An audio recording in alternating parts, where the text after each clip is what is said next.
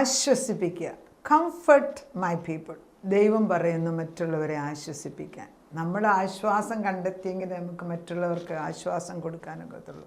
ഈ ദൈവം നല്ലവനാണ്. 1 verse to remember every day. ദൈവം നല്ലവനാണ്. അവൻ എനിക്ക് നന്മയല്ലാതെ ഒന്നും ചെയ്യത്തില്ല. പിന്നെ എവിടെയാണ് വ്യത്യാസം? അങ്ങനെയാണെങ്കിൽ എനിക്കെന്തോ കർത്താവിനെ അല്ലെ ദൈവത്തെ കാണുന്നതിൽ എന്തോ എൻ്റെ കണ്ണടഞ്ഞിട്ടുണ്ട്. അപ്പം ഇവൻ ഇത്ര വലിയവനായ നല്ലവനായ ഒരു ദൈവം എൻ്റെ മുമ്പിൽ നിൽക്കുന്നു എങ്കിൽ എന്തുകൊണ്ട് ഞാൻ അവനെ കാണുന്നില്ല? എന്നിലുള്ള ചില ബലഹീന സ്വഭാവങ്ങൾ, ഈ കോപം വരുന്നവരെ കണ്ടിട്ടുണ്ടോ? ദേഷ്യമുള്ളവർ, very simple people, nice people, നല്ല മനുഷ്യരവർ. പക്ഷെ ചെറിയ കാര്യങ്ങൾ അവരിങ്ങനെ എക്സ്പ്ലോഡ് ചെയ്യും. അത് കാണുമ്പോൾ നമ്മൾ പേടിച്ച് ഓടിപ്പോകും. പക്ഷെ അത് കഴിഞ്ഞൊരു ശാന്തമായി കഴിയുമ്പോഴും അതുപോലെ നന്മ ചെയ്യുന്നവർ. അതുകൊണ്ട് ആ ഒരു ചെറിയ സ്വഭാവം അവരെ മുഴുവൻ ഇല്ലാതാക്കാൻ സാധിക്കുന്നതാണ്. അതുപോലെ ദൈവത്തിൻ്റെ വലിയ മഹത്വത്തെ കാണാതിരിക്കുന്നത് നമ്മളിലുള്ള ചില ചെറിയ സ്വഭാവങ്ങളാണ്. അതിന്ന് മാറിപ്പോണം. അത് മാറിപ്പോയിട്ട് ദൈവത്തെ കാണാം. കർത്താവ് പറയുന്നത് എൻ്റെ ജനത്തെ ആശ്വസിപ്പിക്കുക. എങ്ങനെ ആശ്വസിപ്പിക്കുന്നത്? യേശുവിനെ കണ്ടവർക്കല്ലേ അവൻ്റെ ആശ്വാസം പറഞ്ഞു കൊടുക്കാനൊക്കത്തുള്ളൂ. മോശ ദൈവത്തോട് 40 ദിവസം സിനായ് മലയുടെ മുകളിൽ നിന്നതുകൊണ്ടല്ലേ തിരിച്ചിറങ്ങി വന്ന് ദൈവം ആരേ എന്ന് മോശ ചോദിക്കുന്നുണ്ട്. നിൻ്റെ ജനത്തോട് ആരെന്ന് പറയണം. കാരണം മോശയ്ക്ക് ധൈര്യമില്ല ചെന്ന് പറയാൻ. അപ്പോൾ മോശയോട് ദൈവം പറയുന്നുണ്ട്, I am who I am. ഞാനാകുന്നവൻ ഞാനാകുന്നു. നമ്മൾ ചിന്തിച്ചിട്ടുണ്ടോ? ഐ ആം, ഇപ്പോൾ എൻ്റെ പേര് വന്ന് ഐ ആം വിമല എന്ന് പറയണമെങ്കിൽ ഐ ആം ചേർത്തിട്ടാണ് ഞാൻ പറയുന്നത്. I am who I am എന്ന് പറയണമെങ്കിൽ ദൈവം നമ്മളെ ആക്കിയ സ്ഥിതിയിലാകുമ്പോഴാണ് നമുക്ക് ധൈര്യം കൊടുക്കുന്നത്. അപ്പം യെശയ്യാ 40 ആണ് എനിക്ക് ഈ വർഷം തന്നിരിക്കുന്ന ദൂത്. യെശയ്യാ 40:1 ഞാൻ കഴിഞ്ഞ ദിവസം പറഞ്ഞിട്ടുള്ളതാണ്, കഴിഞ്ഞ സെഷനിൽ. അപ്പം യെശയ്യാ 40 എന്താ പറയുന്നത്? ആശ്വസിപ്പിക്കാൻ പോവുകയാണ്. വളരെ മനോഹരമായിട്ട് വർഷങ്ങൾക്ക് മുമ്പ് മക്കൾ വഴിതെറ്റിപ്പോയ സമയത്ത് എന്ത് പറഞ്ഞാലും കേൾക്കത്തില്ല എന്ന സമയത്ത് ദൈവം എന്നോട് പറഞ്ഞാണ്, ആശ്വസിപ്പിക്കുക. ഇനി അവരോട് വഴക്ക് പറയേണ്ട സമയം കഴിഞ്ഞെന്ന്. ആശ്വസിപ്പിക്കുക, നീ തിരിച്ചു വിളിക്കുക. അങ്ങനെ ദൈവം തമ്പുരാൻ ആശ്വസിപ്പിക്കാൻ തന്നെ ഒരു വാക്യം അനേക കുടുംബങ്ങളിലേക്ക് ഇത് ആശ്വാസത്തിൻ്റെ വചനമായിട്ട് കടന്നു വരുന്നു. കർത്താവ് പറയുന്നു ആശ്വസിപ്പിക്കണം. എങ്ങനെ?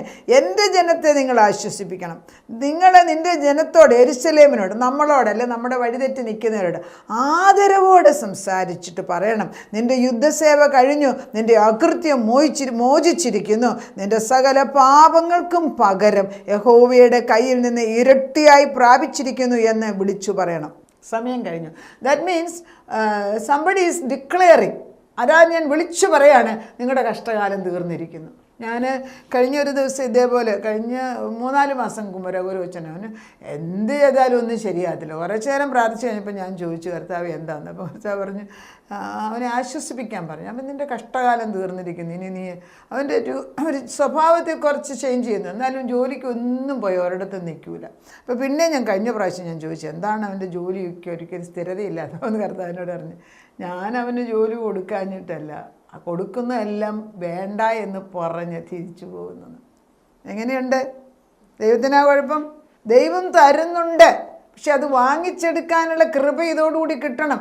ദൈവം സകലതും നന്മയ്ക്കായിട്ട്. ഞാൻ പറയാണ്, കർത്താവേ, നമുക്ക് പ്രാർത്ഥിക്കേണ്ടത് താതാന്നല്ല പ്രാർത്ഥിക്കേണ്ടത്. എൻ്റെ ദൈവമേ, എൻ്റെ ഹൃദയത്തിന് നിൻ്റെ അനുഗ്രഹങ്ങൾ പ്രാപിച്ചെടുക്കാൻ, എൻ്റെ മക്കൾക്ക് നീ തരുന്ന വലിയ കൃപകൾ, അനുഗ്രഹങ്ങൾ വാങ്ങിച്ചെടുക്കാൻ തക്കവണ്ണം വിനയവും കൃപയും ഇട്ട് കൊടുക്കണം. വിനയം, കർത്താവിൻ്റെ സന്നിധിയിൽ താഴ്ന്ന നിലം. അതായത് ദൈവമേ, ഞാൻ നിന്നിൽ നിന്ന് വാങ്ങിച്ചെടുക്കുന്നു. മാതാവ് പറഞ്ഞല്ലോ, നിൻ്റെ ഹിതം പോലെ, അവിടുത്തെ ഹിതം പോലെ നടക്കട്ടെ എന്ന് പറയുന്നതാണ് ഏറ്റവും ഉത്തമമെന്ന് മനസ്സിലാക്കാൻ ഒരു ആയുസ് മുഴുവൻ വേണോ? അത് ചെറുപ്പത്തിലെ കിട്ടി എത്ര പേരുണ്ട്? ഇല്ലേ? ദാനിയേൽ ദൈവത്തിന് മുമ്പിൽ നിന്ന് പറയുന്നില്ല, സാമുവേൽ ദൈവത്തിന് മുമ്പിൽ നിന്ന് പറയുന്നില്ല. സാമുവേൽ ദൈവത്തിന് മുമ്പിൽ നിന്ന് എന്താ പറയുന്നത്? Here I am lord, speak to me. Here I am, ഞാനിതാ നിൻ്റെ മുമ്പിൽ വന്ന് നിൽക്കുന്നു, എന്നോട് സംസാരിക്കും. കർത്താവ് വിളിച്ചു പറയുമ്പോൾ വിളിച്ചു പറയാണ്. ഒരാൾ ദൂത് വിളിച്ചു പറയുന്നു. എത്ര പേര് സ്വീകരിക്കുന്നു എന്നുള്ളത് ഓരോ വ്യക്തിയുടെ ആത്മാവാണ്. പരിശുദ്ധാത്മാവ് വന്ന് നിങ്ങളുടെ ഹൃദയത്തിൽ വന്ന് മുട്ടുമ്പോൾ അവിടെ ഇരിക്കാതെ ഇന്നേന്ന് പറഞ്ഞ് ചെയ്യേണ്ടത് ഇന്ന് ചെയ്ത് തീർത്ത് ക്രിസ്തുവിലേക്ക് കടന്നു പോവാ. ദൈവം ചെയ്യാൻ പറയുമ്പോൾ, കർത്താവിലേക്ക് വരിക എന്ന് പറയുമ്പോൾ, വിളിച്ചു വരുത്തുമ്പോൾ കടന്നു വരുന്ന നമ്മൾ ദൈവത്തിലാകണം. അപ്പം കർത്താവ് പറയുന്നുണ്ട്, എന്തെന്നാ വിളിച്ചു പറയേണ്ടതെന്ന്. ദൈവത്തിൻ്റെ ആത്മാവ് ഇപ്പോൾ അറിയാണ്. ഞാൻ പറയാണ്, എല്ലാ താഴ്വരയും നികന്നും എല്ലാ മലയും ഞാൻ യെശയ്യാ പ്രവാചകൻ 40:4 വാക്യം, എല്ലാ താഴ്വരയും നികന്നും എല്ലാ മലയും കുന്നും താണും വരേണം, വളഞ്ഞത് ചൊവ്വായും ദുർഘടങ്ങൾ സമമായും തീരണം. യഹോവയുടെ മഹത്വം വെളിപ്പെടും, സകല ജഡം ഒരുപോലെ അതിനെ കാണും. യഹോവയുടെ വായല്ലോ അരുളി ചെയ്യുന്നത്. താഴ്വരയ്ക്ക് നികഴ്ച വരണം, താഴ്വരകൾ നികലണം. അതായത് താണ് കിടക്കുന്നത് പൊങ്ങി വരണം. തീരെ എന്നെ കൊണ്ടൊന്നിനും കൊള്ളത്തില്ല. പലപ്പോഴും കണ്ടിട്ടുണ്ട് ചില പുരുഷന്മാർ അവർക്കുള്ള കഴിവ് അറിഞ്ഞുകൂടാ.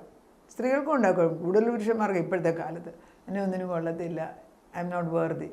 താഴ്ന്നു കിടക്കാൻ നിന്നോട് നീ ആരെയെന്ന് മനസ്സിലാക്കണമെങ്കിൽ മോശ ദൈവത്തിന് മുമ്പിൽ പോയി നിന്ന പോലെ നിൽക്കണം. അന്നേരം അവൻ്റെ തേജസ് ആരെന്ന്. ദൈവം സൃഷ്ടിച്ചപ്പോൾ എത്ര മഹത്തരമായിട്ട് സൃഷ്ടിച്ച് വിട്ടിയ വ്യക്തിയാണ്. അപ്പോൾ താഴ്വരകൾ പൊങ്ങി വരണം. എന്നാലും ഞാൻ എല്ലാത്തിനും വലിയ ആളാണ്, എന്നെക്കൊണ്ടൊന്നിനും ഞാനാണ് മഹദിയാം ബാബിലോൺ എന്ന് പറഞ്ഞതിന് മല ഇടിഞ്ഞു പോകണം, മഹദിയാം ബാബിലോൺ ഇടിഞ്ഞു പോകണം. സമഭൂമി അയക്കണം. നമ്മൾ താഴ്ന്ന നിലം നമ്മുടെ ഹൃദയത്തിന് ചിലപ്പം നമ്മളെ കൊണ്ട് കൊള്ളിക്കത്തില്ല എന്ന് ചിന്ത ഒരു താഴ്ന്ന അവസ്ഥയാണ്. അത് ദൈവത്തിൻ്റെ അല്ല. അതുപോലെ എനിക്കെല്ലാം ഉണ്ട്, ഞാനാണ് എന്ന് ചിന്തിക്കുന്നത് മല പോലെ മുകളിലെത്തിച്ച് അത് ഇടിയണം. അപ്പോൾ ഇത് രണ്ടും, ഒന്ന് താഴ്ചയുള്ളത് പൊങ്ങി വരണം, മല ഇടിഞ്ഞ് താഴോട്ട് പോകണം, എന്നിട്ട് ഇത് സമഭൂമിയാക്കും. ഇത് എല്ലാ വ്യക്തികളിലും എല്ലാ ദിവസവും നടക്കുന്ന പ്രോസസ്സാണ്. അതിൻ്റെ സിമ്പിൾ എക്സാമ്പിൾ, പണ്ടൊക്കെയാണ് നമ്മൾ ജോലിക്കാരോട് അത് ചെയ്തിരിക്കണം ഇത് ചെയ്തിരിക്കണം എന്നൊക്കെ പറയും. ഇപ്പോൾ എൻ്റെ ഹസ്ബൻഡ് ചെയ്യുന്നതാണ്, ഒന്നും ചെയ്യാൻ പറയൂല. അങ്ങനെ ഒരു ആവശ്യം അവിടെയുണ്ട്, അതവിടെ ചെയ്യാൻ, അത് ഇത്ര ആ കാര്യം അവിടെ ചെയ്തിരിക്കണമെന്ന് പറഞ്ഞ് ഞാൻ കേട്ടിട്ടില്ല. ഇത് അവിടെ ഒരു ആവശ്യമുണ്ട്, അവിടെ അല്ലെങ്കിൽ ആ കാറിന് അതൊരു കഴുകേണ്ട ആവശ്യമുണ്ട്, ഇത്രേ പറയത്തുള്ളൂ. ബാക്കി ചെയ്യണമെന്ന് പോലും പറയാതെ അവരെ കൊണ്ട് തന്നെ ചെയ്യിപ്പിക്കുന്നത് ഞാൻ കണ്ടു. ഞാൻ വേറെ ക്യാരക്ടറാണ്, ഞാൻ പറയും ചെയ്യണമെന്ന് പറയും. രണ്ടും രണ്ട് ക്യാരക്ടറാണ്. പക്ഷെ നമ്മൾ പറയുമ്പോൾ കർത്താവിൻ്റെ പരിശുദ്ധാത്മ പറയുന്നത് താണ നിലം പൊങ്ങി വരണം, സമമായി മേളിൽ നിൽക്കുന്ന മല പോലുള്ള സ്വഭാവം താഴെയാകണം. എങ്ങനെ വന്നാൽ ഇത് സമഭൂമിയാക്കിയെങ്കിലേ ദൈവത്തിന് പ്രവർത്തിക്കാൻ സാധിക്കത്തുള്ളൂ. അത് കഴിഞ്ഞിട്ടുണ്ട്, വളഞ്ഞതൊക്കെ ചൊവ്വാകണം, ദുർഘടങ്ങൾ സമമാകണം. വളഞ്ഞ ക്യാരക്ടറും കൊണ്ടൊന്നും വളഞ്ഞത് ചൊവ്വായേ ഒക്കത്തുള്ളെന്ന്. ഈ വളഞ്ഞ ക്യാരക്ടറെല്ലാം മാറണം, ദുർഘടങ്ങൾ സമമായിട്ട് ദൈവത്തിന് ചൊവ്വായിട്ടുള്ളതാക്കി കഴിയുമ്പോൾ ദൈവം പറയുകയാണ്, ഞാൻ നിന്നെ അനുഗ്രഹിക്കാൻ കടന്നു വന്നിരിക്കുന്ന ദൈവമാണ്. കർത്താവിൻ്റെ പരിശുദ്ധാത്മ വ്യക്തമായിട്ട് പറയുന്നു, വിളിച്ചു പറയുക. എന്താണ് അത്? ബാക്കി ഭാഗത്ത് പറയുന്നത്, സകല ജഡവും പുല്ലുപോലെ, അതിൻ്റെ ഭംഗിയെല്ലാം വയലിലെ പൂ പോലെയാണ്. യഹോവയുടെ ശ്വാസം അതിന്മേൽ ഊതുമ്പോൾ പുല്ലുണങ്ങുന്നു, പൂവാടുന്നു. അതേ ജനം പുല്ലു തന്നെ. പുല്ലുണങ്ങുന്നു, പൂവാടുന്നു. നമ്മുടെ ദൈവത്തിൻ്റെ വചനമോ എന്നേക്കും നിലനിൽക്കും. ഇതാണ് നമ്മുടെ ഈ മനുഷ്യ ജീവിതം എന്ന് പറയുന്നത്. ഒരു പൂവിനോടും ഒരു പുല്ലിനോടുമാണ് സാദൃശ്യം വെച്ചിരിക്കുന്നത്. പക്ഷേ എന്നേക്കും നിലനിൽക്കുന്ന ദൈവവചനത്തിന് കൊടുക്കേണ്ടതായ തൂക്കം അല്ലെങ്കിൽ പ്രാധാന്യം കൊടുക്കുന്നില്ല എങ്കിൽ നമ്മൾ ബിൽഡപ്പ് ചെയ്യുന്നത് മുഴുവനും നാശത്തിലേക്കാണ്. ഞാൻ പറയുന്ന ഒരു എക്സാമ്പിൾ, നമ്മൾ ഒരു ലാഡർ അല്ലെങ്കിൽ ഒരു ഗോവേണി വെച്ചിട്ട് മുകളിലോട്ട് നമ്മൾ കയറുകയാണ്. ദിനംപ്രതി നമ്മൾ കയറിക്കൊണ്ടിരിക്കുക, ആരും നിലത്തിരിക്കുന്നില്ല, നമ്മൾ കയറിക്കൊണ്ടിരിക്കുക. പക്ഷെ നമ്മൾ ഓർക്കണം, ഈ ഗോവേണിയുടെ അങ്ങേയറ്റം യഥാർത്ഥത്തിൽ സ്വർഗത്തിൻ്റെ വാതിലിലേക്കല്ല മുട്ടുന്നതെങ്കിൽ ഒരു ഡിഗ്രി മാറിയാൽ പോലും ചെന്നെത്തുന്നത് റോങ് പ്ലേസിലായിരിക്കും. അതുകൊണ്ട് ഈ ഗോവേണിയുടെ അറ്റം സ്വർഗത്തിലായിരിക്കണമെന്ന് നമുക്ക് പ്രാർത്ഥിക്കാം. നമ്മുടെ കുഞ്ഞുങ്ങളൊക്കെ ചില ഗോവേണികൾ ശരിയല്ലാത്തത് കൂടെ പോകുമ്പോൾ, കർത്താവേ അതിനെ തിരിച്ച് നീ തന്നെ കൊണ്ടുവന്ന് യാക്കോബ് കണ്ടതുപോലെ ആ ലിപ്റ്റിക്കൽ ഗോവേണി മുകളിലോട്ട് വട്ടത്തിൽ നേരെ ചെന്നിട്ട് സ്വർഗത്തിലെ മുകളിൽ ചെല്ലുമ്പം പിതാവാം ദൈവം നോക്കിക്കൊണ്ടിരിക്കുന്നതും ഈ ഗോവേണിയിൽ കൂടെ തന്നെ നമ്മുടെ മക്കൾക്ക് വേണ്ടി അല്ലെ നമുക്ക് വേണ്ടി ദൈവദൂതന്മാർ മുകളിലോട്ട് കയറുന്നതും മുകളിൽ നിന്ന് ദൂതുമായിട്ട് തിരിച്ചു വരുന്നതും കാണുമ്പോൾ നമുക്ക് മനസ്സിലാകും ദൈവം നമ്മുടെ കൂടെ ഉണ്ട് എന്ന്. ആ ഗോവേണിയിൽ കൂടെ അല്ലാതെ വേറൊരൊറ്റ വഴി അവർക്ക് തുറന്നു കൊടുക്കരുത് എന്ന് നമുക്ക് പ്രാർത്ഥിക്കാം. ദൈവം പ്രാർത്ഥന കേൾക്കുന്ന ദൈവം. അതിന് ഉത്തരം ദൈവം പറയുന്നുണ്ട്. ലാസ്റ്റിലായിട്ട് അവസാനം ഈ 40-ാം അധ്യായത്തിൽ തന്നെ 40-ാം അധ്യായം യെശയ്യാ 40-ാം അധ്യായം എടുത്ത് വായിക്കുന്നത് നല്ലതാണ്. നമ്മൾ പറഞ്ഞു കൊടുക്കണം, ഇതാ നമ്മുടെ ദൈവം നിൻ്റെ മുമ്പിൽ നിൽക്കുന്നുണ്ട്, ഇതാ യഹോവയായ കർത്താവ് ബലശാലിയായി വരുന്നു, അവൻ തോറ്റവനല്ലെന്ന്, അവൻ്റെ ഭുജം അവന് വേണ്ടി ഭരണം ചെയ്യുന്നു, കൂലി അവൻ്റെ പക്കലുണ്ട്, പ്രതിഫലം അവൻ്റെ കയ്യിലുമുണ്ട്. ആരാ നമുക്ക് കൂലിയും പ്രതിഫലവും തരുന്നത്? ദൈവം. അവൻ കൂലിയും പ്രതിഫലവും തരുന്ന ദൈവമാണ്. തരും. ഈ അടുത്തിടെ ഞാൻ ഒരാൾക്ക് വേണ്ടി അവരുടെ ഫൈനാൻഷ്യൽ ഡിഫിക്കൽറ്റി വേണ്ടി ഞാൻ പ്രാർത്ഥിച്ചു. അപ്പോൾ ഞാൻ പറഞ്ഞു, ദൈവത്തോട് ചോദിക്കുക, പേപ്പറിൽ എഴുതി വെച്ച് പ്രാർത്ഥിക്കുക, അസാധ്യമായിട്ടൊന്നുമില്ല. അപ്പോൾ കുറച്ച് കാശ് ഞാൻ പറഞ്ഞു, അതിനെ ഇരട്ടിപ്പിക്കാൻ പ്രാർത്ഥിക്കുക, അസാധ്യമായിട്ടൊന്നുമില്ല. ദൈവത്തോട് സംശയം കൂടാതെ ചോദിക്കുക, കർത്താവ് ഇരട്ടിപ്പിച്ച് തരും. കർത്താവിൻ്റെ സന്നിധിയിൽ നിന്ന് വാങ്ങിച്ചെടുക്കുക എന്ന് പറയും. നമ്മൾ എങ്ങനെയാണ് ദൈവം ഇരട്ടിപ്പിക്കുകയെന്ന് നമുക്കറിയത്തില്ല, പക്ഷേ ദൈവം ഇരട്ടിപ്പിച്ച് പലർക്കും കൊടുക്കുന്നതായിട്ട് ഞാൻ കണ്ടിട്ടുണ്ട്, എൻ്റെ അനുഭവത്തിലുണ്ടായിട്ടുണ്ട്. അപ്പം കർത്താവിൻ്റെ മുമ്പിൽ നമ്മൾ ഏത് വിഷയം കൊണ്ട് വെച്ചാലും സംശയിക്കാതെ വിശ്വസിച്ചുകൊണ്ട് ദൈവസന്നിധിയിൽ മുട്ടിപ്പായിട്ട് പ്രാർത്ഥിക്കുമ്പോൾ കർത്താവ് നമുക്ക് വേണ്ടി ഒരു പ്രതിഫലം തരും, നിശ്ചയം. അതുകൊണ്ട് വാക്യം അവസാനം പറയുന്നുണ്ട്, ആ വാക്യത്തിൽ 40:11 വാക്യം, ഒരു ഇടയനെ പോലെ അവൻ തൻ്റെ ആട്ടിൻകൂട്ടത്തെ മുഴുവനും മേയിക്കുന്നവനാണ്. അതിനകത്ത് ചെറുപ്പക്കാരുണ്ട്, പ്രായമുള്ളവരുണ്ട്, എല്ലാവരും ഉണ്ട്.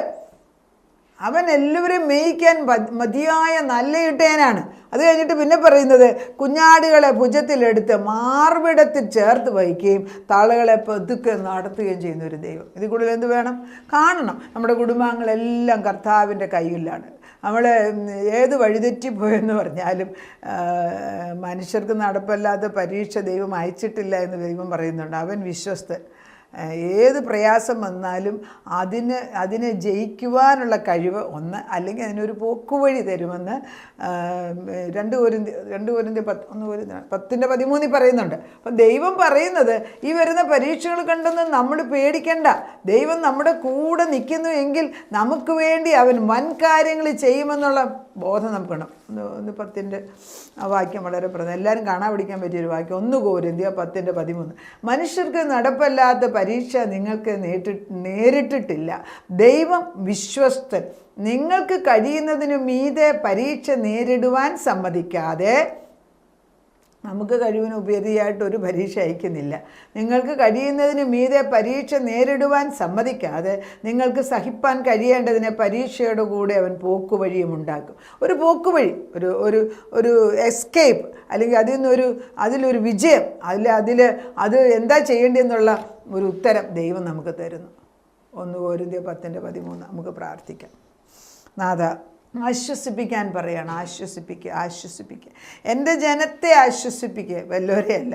എൻ്റെ കർത്താവിൻ്റെ മുമ്പിലേക്ക് ഞങ്ങൾ തലമുറകളായിട്ട് കടന്നു വരുന്ന പിശ ആരെല്ലാം നിൻ്റെ ആലയ്ക്കകത്തുനിന്ന് പുറത്ത് നിൽക്കുന്നുവോ, കർത്താവിൻ്റെ കൂടാരത്തിനകത്തുനിന്ന് മാറി നിൽക്കുന്ന മക്കളെ എൻ്റെ കർത്താവിൻ്റെ ശാശ്വത ഭുജം പിടിച്ചുകൊണ്ട് തിരിച്ചു കൊണ്ടുവരുന്നത് കാണുമ്പോൾ ഞങ്ങൾ എങ്ങനെ സന്തോഷിക്കാതിരിക്കും. അതാ, ഞങ്ങളൊരു വചനം അയക്കുമ്പോൾ ആ വചനത്തിന് ഉത്തരം കൂടെ കണ്ടിട്ടാണ് അപ്പച്ചൻ പ്രയാസം പോലും അയച്ചത് എന്നുള്ള ബോധം ഞങ്ങളുടെ ഹൃദയത്തിന്. കർത്താവ് ആൽഫയും ഒമേഗയും അവിടുന്നാണ്, തുടക്കവും അന്ത്യവും അപ്പച്ചൻ തന്നെയാണ്. അതിൻ്റെ ഇടയ്ക്ക് ഒരു ദുഷ്ടനും കയറാൻ അപ്പച്ചനെ അനുവദിക്കത്തില്ല. വേലികെട്ട് അവരുടെ സ്വഭാവ ശുദ്ധീകരണത്തിന് വേണ്ടി എന്തെങ്കിലും പരീക്ഷണങ്ങൾ അയക്കുന്നു എങ്കിൽ അതോടുകൂടി ഒരു സ്വഭാവത്തിൽ രൂപാന്തരപ്പെട്ട് നിന്നെ അറിയുവാൻ തക്കവണ്ണം നിന്നെക്കുറിച്ചുള്ള ആ ഒരു ദാഹം അവരുടെ ഹൃദയത്തിൽ ഇട്ടുകൊടുക്കണമേ എന്ന് പ്രാർത്ഥിക്കുന്നു. ഇച്ഛ കൊടുക്കുക എന്നും ഇച്ഛ നിവർത്തിക്കുക എന്നും ചെയ്യുന്നത് ഇതിൻ്റെ യഹോവയല്ലേ. അതുകൊണ്ട് കർത്താവ് നിൻ്റെ തിരുവുള്ളത്തിനനുസരിച്ച് ഞങ്ങളുടെ ഞങ്ങളുടെയൊക്കെ ഹൃദയത്തിൽ എന്നും നിറഞ്ഞ് അറിയുവാനും ഉറച്ചു നിന്നിട്ട് നിന്നിൽ ജയജീവിതം നയിക്കുവാൻ ഞങ്ങളെ പഠിപ്പിക്കണമേ. നാഥനെ ആശ്വസിപ്പിക്കാൻ പറയുന്ന വാക്യങ്ങൾ ഞങ്ങൾക്ക് തന്നിരിക്കുന്നതിനാൽ സ്തോത്രം. ഞങ്ങളുടെ യുദ്ധസേവ കഴിഞ്ഞു, ഞങ്ങളുടെ പാപങ്ങളെ കഴുകിക്കഴിഞ്ഞു, ഞങ്ങളെ ശുദ്ധരാക്കി ഞങ്ങൾക്ക് പ്രതിഫലം തരാമെന്ന് വാഗ്ദത്തം ചെയ്ത ദൈവത്തിന് നന്ദി പറയുന്നു. അതുകൊണ്ട് നന്ദി പറഞ്ഞതിനെ സ്തുതിക്കുന്ന പശ്ച യേശു ക്രിസ്തുവിൻ്റെ പൊന്നുനാമത്തിൽ തന്നെ ആമേൻ.